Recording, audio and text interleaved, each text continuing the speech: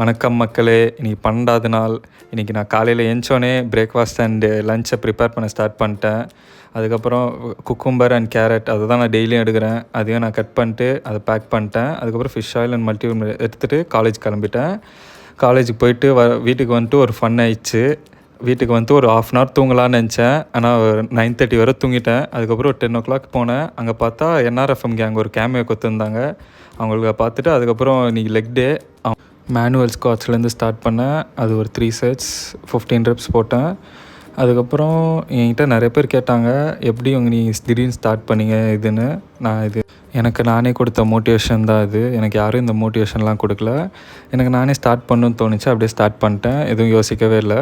அப்படியே ஸ்டார்ட் பண்ணிட்டு இன்னும் போயின்னு இருக்குது. அதுக்கப்புறம் செகண்ட் கிளாஸாக ஸ்டாண்டிங் லஞ்சஸ் போட்டேன். அது ஒரு 3 sets போட்டேன். 15 reps-ஆக ஸ்டாண்டிங் லஞ்சஸ் செம்ம பெயின் வச்சுது ஸ்குவாடில். நான் அது கொஞ்சம் ஆனாலும் போட்டேன்.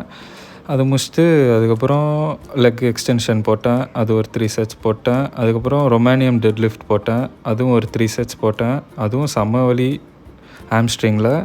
அதுக்கப்புறம் திரும்பி லெக் கர்ல் போட்டேன். அதுவும் ஹாம்ஸ்ட்ரிங்க்கு இன்னொரு கிளாஸ் போட்டு காவ்ஸ் போயிட்டேன்.